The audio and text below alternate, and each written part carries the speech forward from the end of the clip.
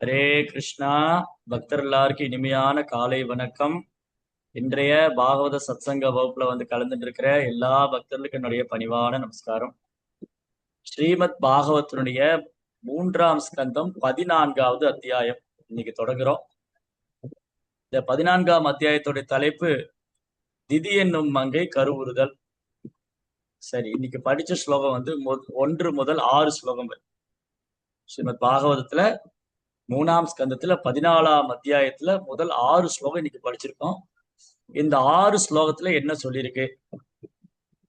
ஆஹ் 6 ஸ்லோகம் 1ல இருந்து 6 வரைக்கும் உள்ள இந்த 6 ஸ்லோகத்துல மைத்ரேயர் என்ன சொல்றார், விதுரர் என்ன கேட்டார், இவங்களுக்குள்ள சம்பாஷணையினால நாம தெரிஞ்சுக்கிறது என்ன, இதை நடைமுறையில நம்ம என்ன செய்ய போறோம்?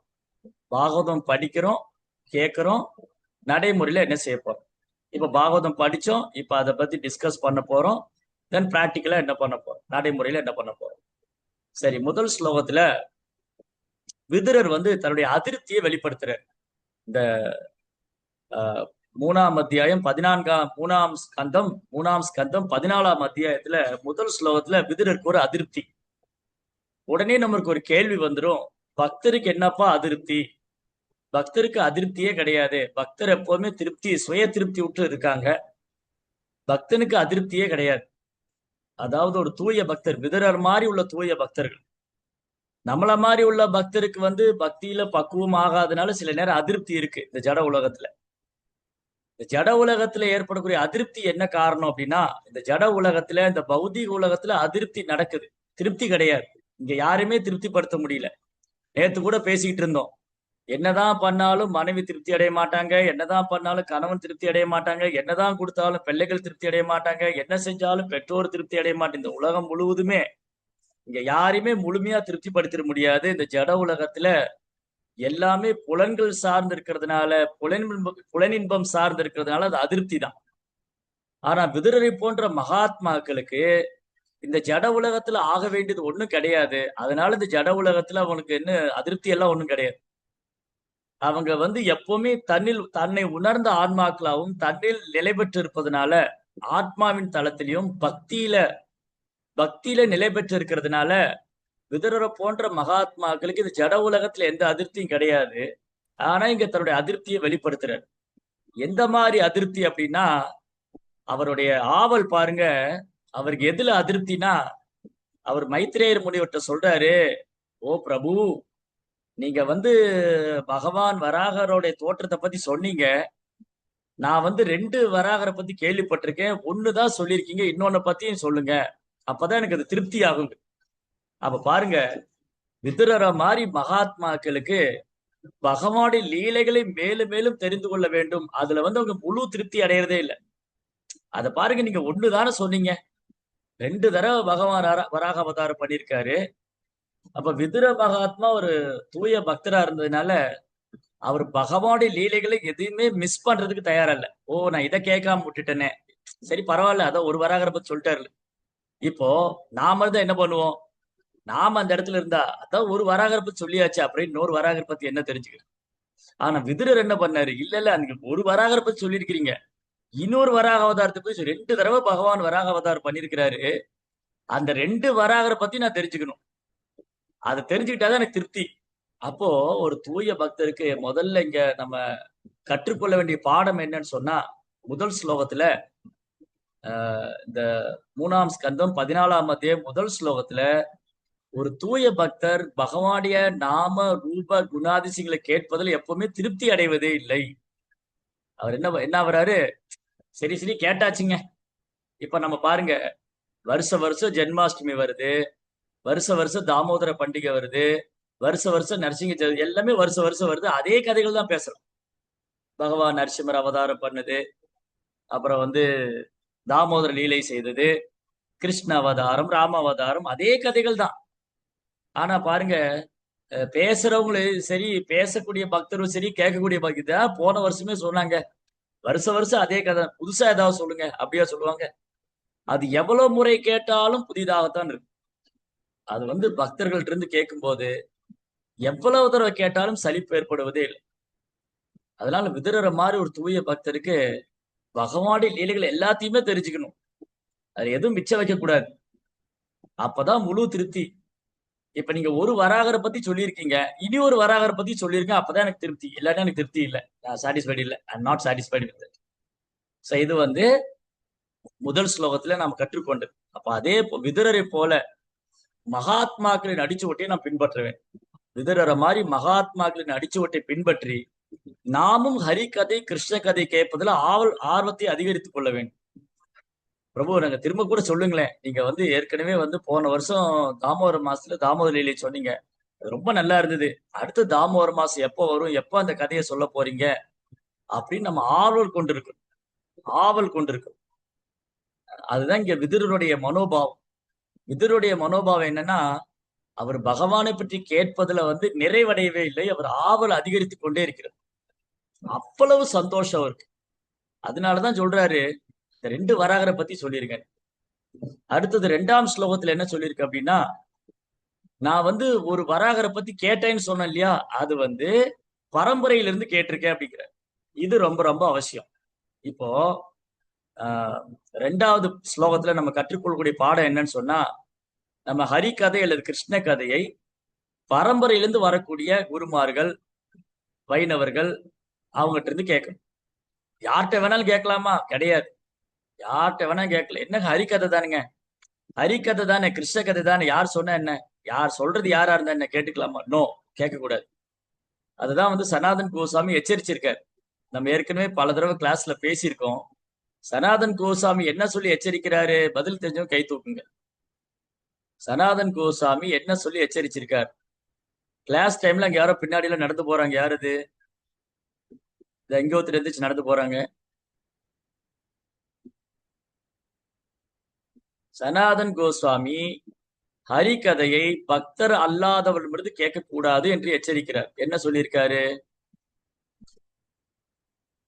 காந்தசாமி மாதாஜி கை தூக்கியிருக்கேன். மாதாஜி நீங்க அப்படியே வெயிட் பண்ணுங்க, இந்த இஸ்கான் பெரம்பலூர் குரூப்ல இருந்து யாராவது சொல்றாங்களான்னு பாப்போம். இந்த டெம்பிள் குரூப்ல இருந்து. ஹரே கிருஷ்ணா. பிரபு சொல்லட்டுமாங்க பிரபு? சொல்லுங்க. சர்ப்ப உச்சிஷ்ட யதோ பயாத் அப்படின்னு என்ன அர்த்தம்? பாம்பின் விஷம் பட்ட பாலை அருந்துவதற்கு சமம் பிரபு. எது? பக்தர்கள் அல்லாதவர்கள் கிட்ட இருந்து ஹரிகதையை கேட்கறதுங்க பிரபு. அவைஷ்ணவோ முகதீக்னா பூத ஹரி கதாமிருதம். அவைஷ்ணவானா பக்தர் அல்லாதவங்க. அவைஷ்ணவோ முகதீக்னா பூத ஹரி கதா அமிர்தம். ஹரி கதை அமிர்தம் தான், அதுல எந்த சந்தேகம் இல்லை. பகவானுடைய கதை வந்து அமிர்தம், மதுரம். ஆனா பக்தர் அல்லாதது கேட்கக்கூடாது. அவைஷ்ணவோ முகதீக்னா பூதஹரி கதாமிர்தம் ஸ்ரவணம் நைவ கர்த்தவியம். ஸ்ரவணம்னா கேட்கறது, நைவ கர்த்தவியம்னா கேட்கக்கூடாது. ஏன்? சர்ப்ப உச்சிஷ்ட எதா பயா, பாம்பு தீண்டிய பால். பால் வந்து நமக்கு அமிர்தம் தான். இப்ப நமக்கு இஸ்கான்ல பால் இருக்கு, நாட்டு மாட்டு இப்ப கோமாதா பால். அந்த பால் நல்லா கொதிக்க வச்சு அதுல வந்து வெல்லம் போட்டு, தேன் போட்டு, கொஞ்சம் வந்து பாதாம் முந்திரி எல்லாம் போட்டு, அதுல குங்கும பூவெல்லாம் போட்டா அந்த பால் அமிர்தமாயிடும். ஆனா அதே பாலை வந்து ஒரு பாம்பு தொட்டுச்சுன்னா அது நமக்கு விஷமாயிடும். அந்த மாதிரிதான் பக்தர் அல்லாதவன்றது கேட்கக்கூடாது. அவங்க எவ்வளவு பெரிய பேச்சாளரா இருக்கலாம், சமுதாயத்துல பெரிய சொல்லின் வேந்தர், சொல்லின் செல்வன், அவர் எம்ஏ பிஹெச்டி முடிச்சிருக்காரு, அவர் டாக்டரேட் பட்டம் வாங்கியிருக்கிறாரு, அவர் உயர்ந்த குலத்துல பிறந்திருக்காரு, அவர் சமஸ்கிருதத்துல புலமை வாய்ந்தவர், தமிழ் அப்படி பொழந்து கட்டுவாரு. இதெல்லாம் தேவையில்லை, இதெல்லாம் தகுதி இல்லை. அவர் தமிழ்ல புலமை உள்ளவரா, சமஸ்கிருத புலமை உள்ளவரா, உயர்ந்த குலத்துல பிறந்திருக்காரா, வேத மந்திரம் எல்லாம் படிச்சிருக்கிறாரா, அவர் பெரிய செலிபிரிட்டி, அவர் பெரிய ஃபேமஸான ஃபிகர், அவரு சமுதாயத்துல ரொம்ப ஃபேமஸானவர், ரொம்ப பேச்சாளருங்க, அவர் பேச்ச கேட்கறதுக்கே லட்சக்கணக்கான பேர் வருவாங்க. அதெல்லாம் அவசியம் இல்லை. அவர் வைஷ்ணவரா இருக்காரான் தான் முதல் தகுதி. அதுதான் குவாலிபிகேஷன். அப்ப பேசுவதற்கான தகுதி என்னது?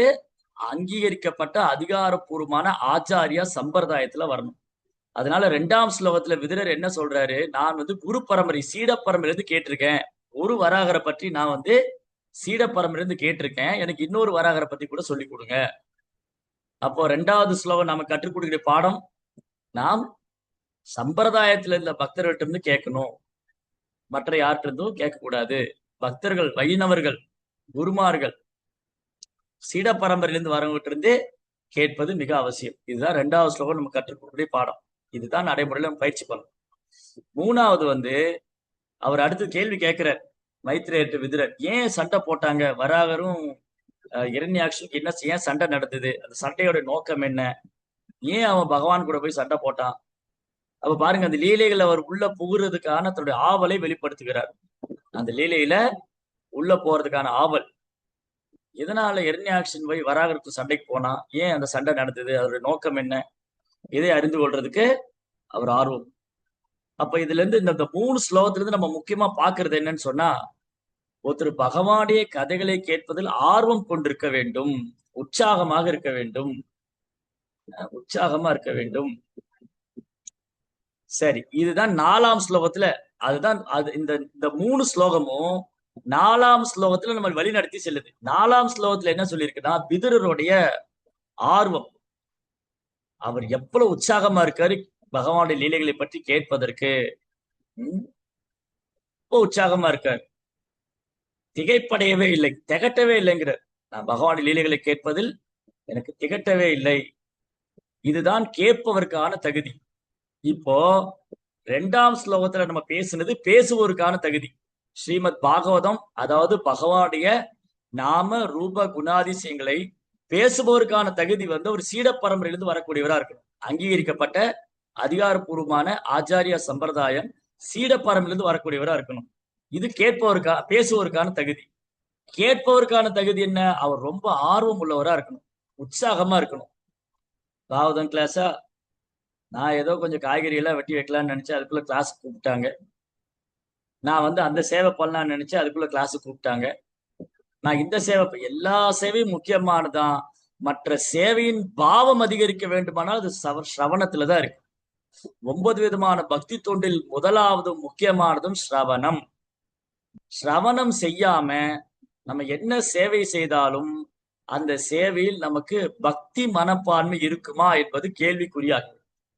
ஸ்ரவணம் தான் ஃபர்ஸ்ட் இம்பார்ட்டன்ட். முதலாவது முக்கியமானது ஸ்ரவணம். ஸ்ரவணம் செய்யாம வேற எந்த சேவை செய்தாலும் அதில் நமக்கு பக்தி மனப்பான்மை இருக்காது. அதுல வந்து நமக்கு வந்து ஒரு பகவானுக்காக செய்கிறோம் என்ற பேரானந்தம் இருக்காது. அதுல வந்து கிருஷ்ண உணர்வோடு செயல்பட்டோமா அப்படின்னா இருக்காது. அதனால ஸ்ரவணம் இஸ் வெரி வெரி இம்பார்ட்டன்ட். பகவானை பற்றி கேட்பது மிக மிக முக்கியமானது. அப்போ ஒரு பக்தனுக்கான அழகு என்னவென்றால், அவர் பகவானை பற்றி கேட்பதற்கு ஆவலாக இருக்க வேண்டும். எப்ப வந்து கிளாஸ் கொடுப்பாங்க, எப்ப செமினார் எடுப்பாங்க, நான் ரொம்ப நாளா சைத்தன்ய சரிதாமிர்தம் கிளாஸ் அட்டன் பண்ணணும்னு காத்துக்கிட்டு இருக்கேன், நான் ரொம்ப நாளா ராமாயணம் அட்டன் பண்ணணும்னு காத்துட்டு, இந்த மாதிரி ஆவலாக இருக்க வேண்டும். அந்த கேட்கிறவங்க ரொம்ப ஆவலா உற்சாகமா இருந்தாங்கன்னா பேசுறவங்களுக்கு ரொம்ப ஆவலா உற்சாகமா இருக்கும். அதனால enthusiasm is very very important. பக்தியில வந்து உற்சாகம் ரொம்ப ரொம்ப அவசியம். உற்சாகா நிச்சயா தைரியா தத்தத் கர்ம பிரவர்த்தனா சங்கத்யாகா சுதோவிருத்தி சாத்வி பிரீதி லட்சிதி. 6 விதமான இந்த செயல் வந்து பக்தியை உயர்த்தும், பக்தியில நம்மளை உயர்த்தும். 6 விதமான லட்சணங்கள். ஒரு பக்தர் பக்தியில முன்னேற்றம் அடைகிறதுக்கு 6 விதமான லட்சணத்துல ஒன்று வந்து உற்சாகா. எப்பவுமே உற்சாகமா இருக்கும், அது ரொம்ப ரொம்ப இம்பார்ட்டன்ட். விதுரருடைய உற்சாகம் இங்க தெரியுது. அவர் திகைப்படையவே இல்லை. நீங்க பகவானுடைய நாம ரூப குணாதிசயங்களை வர்ணிச்சுட்டே இருங்க, அதுக்கு எனக்கு திகைப்படையவே இல்லை. அப்ப இதே மாதிரி ஒரு ஸ்டேட்மெண்ட் வந்து அர்ஜுனனும் பகவத்கீதையில சொல்றார். இப்ப இங்க விதுர மகாத்மா சொல்றார், நீங்க வந்து பகவானை பத்தி எனக்கு சொல்லிட்டே இருங்க, எனக்கு அது திகட்டவே இல்லை, நான் கேட்டுட்டே இருக்கணும் போல இருக்கு. அதேதான் அர்ஜுனன் சொல்றாரு பகவத்கீதையில 10ஆம் அத்தியாயத்துல, விஸ்தேராத்மனாத் யோகம் விபூதிம் ச ஜனார்தனா ஊயகதைய திருப்தியில் சொல்வதோ நாஸ்திமே அமிர்தம். கிருஷ்ணா, உங்க வைபவங்களை நீங்க சொல்லிட்டே இருக்க, அதை கேட்டுக்கிட்டே இருக்கணும் போல இருக்கு. எனக்கு களைப்படையவே இல்லை, எனக்கு சோர்வடையவே இல்லை, நான் டயர்டாகவே இல்லை, எனக்கு திகட்டவே இல்லை. இப்ப நம்ம எல்லாம் பாருங்க, கொஞ்ச நேரம் பேசுவோம், அதுக்கப்புறம் சரிங்க என்ன சொல்லி முடிக்கிறது, அவ்வளவுதான் பாகவதம் கிளாஸ். ஆனா பேசுறவரும் களைப்படையில, அவர் பேசிக்கிட்டே இருக்காரு, கேட்கிறவங்களும் களைப்படையில. டைம் ஆயிடுச்சு, இப்பவே 9 ஆச்சு, இவர் எப்ப முடிப்பாரு, அடுத்து பிரசாதம் சாப்பிடணும், அடுத்த சர்வீஸ் இருக்கு, அங்க போகணும் இங்க போகணும், இப்படி மனசெல்லாம் ஓடிடும். ஆனா பேசுபவர் உற்சாகமாக இருக்க வேண்டுமானால் கேட்பவர்கள் உற்சாகமாக இருக்கணும். பாகவதம் கிளாஸ் தொடங்குறதுக்கு முன்னாடியே வந்து உட்காரணும். அதாவது கேட்பவருக்கான ஒரு தகுதி என்னன்னா உற்சாகம். ஓ, 8 மணிக்கு பாகவதம் கிளாஸா, நான் 7:55க்கே வந்து உட்கார்ந்துட்டேன். நம்ம என்ன பண்ணுவோம்? 8 மணிக்கு தான் பாகவதம் கிளாஸ். அவர் முதல்ல ராதா மாதவ் பாடட்டும், அதுக்கப்புறம் ஸ்லோகம் படிக்கட்டும், அதுக்கப்புறம் மொழிபெயர்ப்பு படிக்கட்டும், அதுக்கப்புறம் பொருளுரை படிக்கட்டும், அப்புறம் அந்த மங்களாச்சாரம் எல்லாம் பண்ணட்டும், அப்புறம் கிளாஸ் வந்து பேசுவார் இல்லையா, அப்ப போய் உட்காந்துக்கணும். அப்ப கூட வந்து புல்டோசர் வச்சு தள்ளி கொண்டு உட்கார வைக்கணும். ஜேசிபி வச்சு தள்ளி கொண்டு உட்கார வைக்கணும். இவ்வளவுதான் நம்மளுடைய கண்டிஷன். ஆனா கேட்பவர்கள் எவ்வளவு ஆர்வமா இருக்காங்களோ அந்த அளவுக்கு பேசுறவங்களுக்கு உற்சாகம் வரும். அதனால பாகவத வகுப்புகளுக்கு நான் முன்னாடி வந்து உட்காரணும், முன்னாடி வந்து இருக்கணும். இங்க விதுரருடைய ஆர்வம் பாருங்க. இது எல்லாமே விதுரர்ட்ட இருந்து கத்துக்கணும். விதுர மகாத்மா ஏன் அவர் மகாத்மானா, ஏன் விதுரர் மகாத்மா? இந்த குணங்களால மகாத்மா. அவர் பகவானை பற்றி கேட்பதில் களைப்படையவே இல்லை. பகவானுடைய சேவையில வந்து லீலைகளை பத்தி கேட்பதுல பேரார்வம் கொண்டிருக்காரு. அது தொடர்ந்து கேட்கணும்னு நினைக்கிறாரு. ஒரு விஷயம் மிஸ் ஆகக்கூடாதுன்னு நினைக்கிறாரு.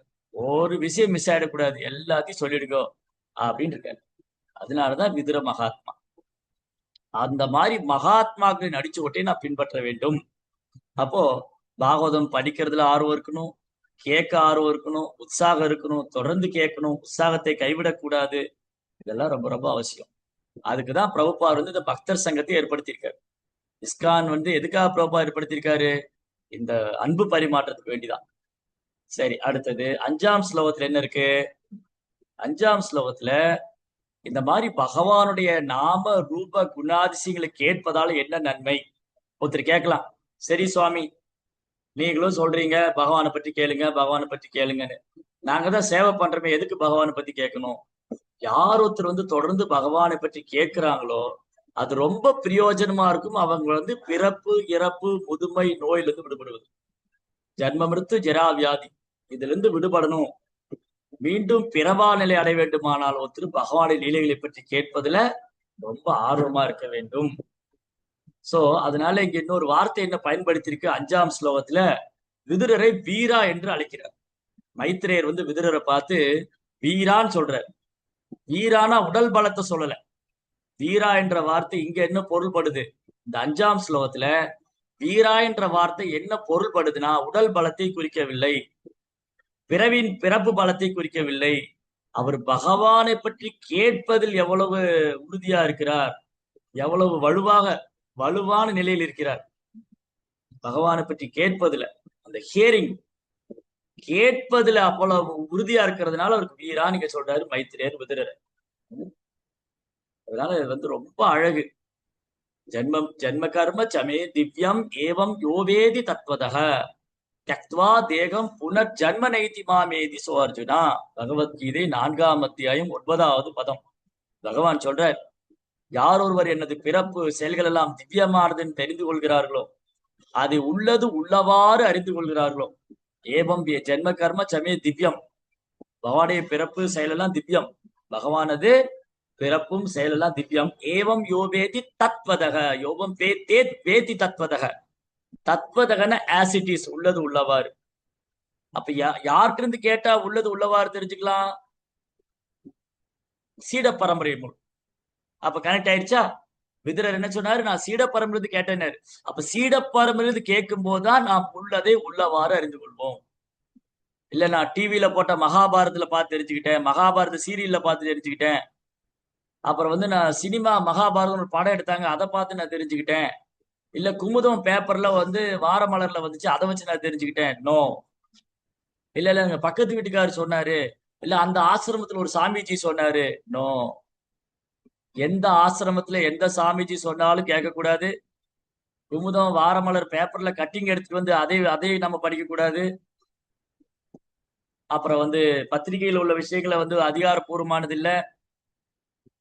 அப்புறம் சினிமால டிவியில பாக்குறதுல அதிகாரப்பூர்வமானது இல்ல. நாம் பரம்பரையிலிருந்து கேட்க வேண்டும், சீட பரம்பரை வாயிலாக கேட்க வேண்டும்.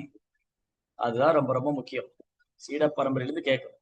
அதுதான் நம்மளை பிறப்பு இறப்புங்கிற சக்கரத்திலிருந்து விடுவிக்கும். காரணம் என்னன்னா, சீட பரம்பரையிலிருந்து பேசக்கூடியவர்கள் வைணவர்கள் குருமார்கள் என்ன பேசுவாங்க, முந்தைய ஆச்சாரியர் என்ன சொன்னாங்க, சாஸ்திரம் என்ன சொல்லியிருக்கு, அதனை உள்ளது உள்ளவாறு தத்வதக, உள்ளது உள்ளவாறு சொல்லுவாங்க. தத்துவதரிசி குருமார்கள் வந்து தத்துவதரிசி, உண்மையை கண்டவர்கள்.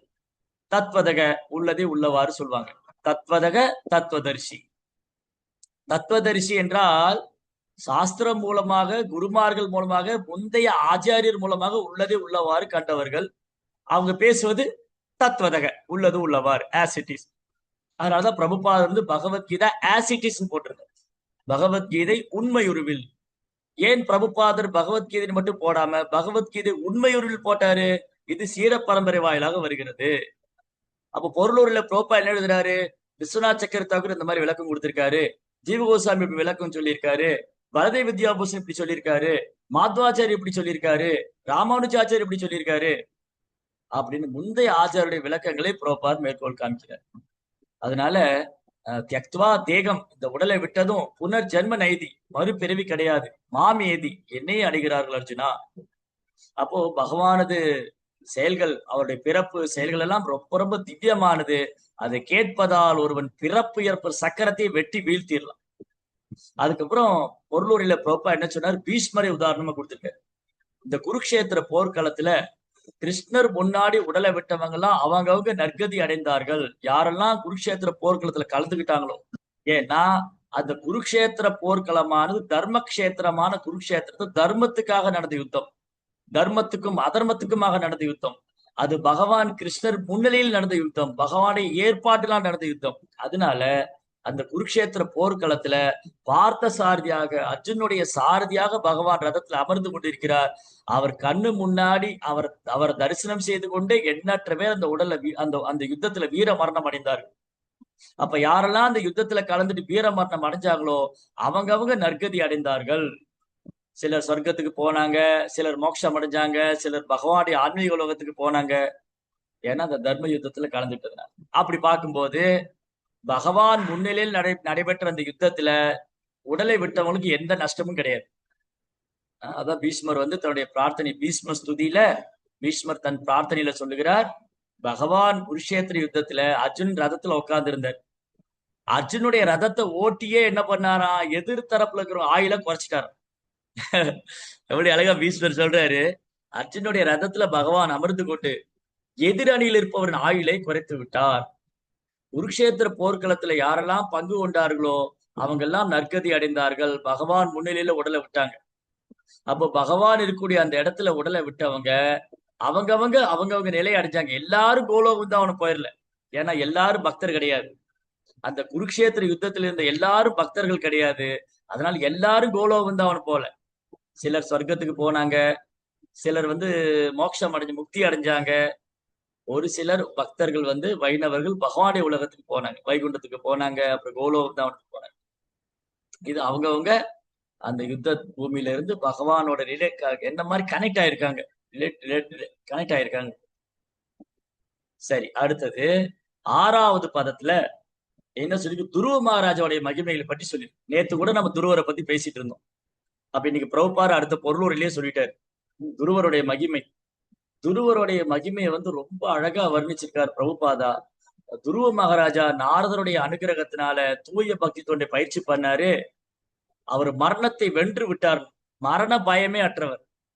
சோ துருவரை போன்ற ஒரு தூய பக்தருக்கு மரண பயமே கிடையாது.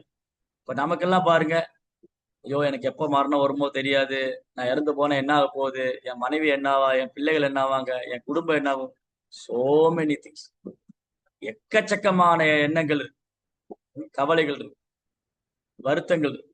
ஆனா துருவரை போன்ற ஒரு தன்னை உணர்ந்த ஆத்மா நாரத முனிவருடைய அனுகிரகத்தினால, குருவுடைய கருணையால துருவ மகாராஜா மரண பயமற்றவரா இருந்தார். காலதேவன் காத்துக்கிட்டு இருக்காரு துருவரை பிடிக்கிறது. காலதேவன் மரண தேவதை வந்து வெயிட் பண்றாரு துருவனை பிடிக்கிறதுக்கு. துருவர் என்ன பண்றாரு, அவரு வாடி பகவானுக்கு சேவை பண்ணிட்டு இருக்காரு. அப்போ நந்தா சுனந்தா என்ற விஷ்ணு தூதர்கள், நந்தனும் சுனந்தனும் விஷ்ணு தூதர்களும் துருவருக்காக காத்துட்டு இருக்காங்க, ஆன்மீக உலகத்துக்கு கூட்டின்னு போறது. துருவ மகாராஜாவை ஆன்மீக உலகத்துக்கு அழைச்சின்னு போறதுக்காக நந்தனும் சுனந்தனும் காத்துக்கிட்டு இருக்காங்க. அப்ப துருவ மகாராஜா எப்படி போனாராம் பகவானுடைய ஆன்மீக உலகத்துக்கு, அதே சரீரத்தோட கால புருஷன் மரண தேவனுடைய தலையில காலை வச்சு போனார். மரண தேவதை வந்து கால புருஷன், டைம் பர்சானிபிகேஷன். அந்த காலத்தையும் வென்று மரணத்தையும் வென்று துருவ மகாராஜ் சென்றார். அதனால இங்க கடைசியில நம்ம படிக்கிற முக்கியமான பாடம் என்னன்னு சொன்னா, அழகான ஒரு பாடம். யாரெல்லாம் வந்து பக்தி தொண்டை தீவிரமா பயிற்சி பண்றாங்களோ, யார் ஒருவர் ஆன்மீக குருவுடைய கட்டளையை சிறமேற்கொண்டு ஆன்மீக குருவுடைய கட்டளையை சிறமேற்கொண்டு செயல்படுறவங்க, துருவர் எவ்வாறு மரணத்தை வென்று பகவானுடைய ராஜ்யத்துக்கு போனாரோ அதே மாதிரி நாமளும் வந்து குருவுடைய கட்டளையை சிறமேற்கொண்டு செய்து சேவை செய்து வந்தால் நாமும் இந்த பிறப்பு இறப்புங்கிற மரணத்தை வென்று, இந்த பிறப்பிறப்பு சுழற்சியை வென்று பகவானுடைய ராஜ்யத்துக்கு போகலாம். அப்ப துருவரை போன்ற மகாஜனத்தை பின்பற்ற வேண்டும். துருவரை போன்ற மகாத்மாக்களை பின்பற்றும் போது நாம் இந்த ஜட உலக கலங்கத்திலிருந்து, ஜட உலக கலங்கம், ஜட உலகத்திலிருந்து பற்றுதல், பௌதிக ஆசை, இதையெல்லாம் கலைந்து கிருஷ்ண உணர்வுல முழுமையடைந்து தூய மனதோட அந்த தூய பக்தி தோன்றுகிற நிலையை நாம் எய்த பெறுவோமே ஆனால், அந்த தூய பக்திகிற நிலைக்கு நாம் உயர்வோமே ஆனால், மரண பயமற்ற நாமும் பகவானுடைய உலகத்துக்கு போகலாம். அப்ப இதெல்லாம் நம்ம தயாராகணும்.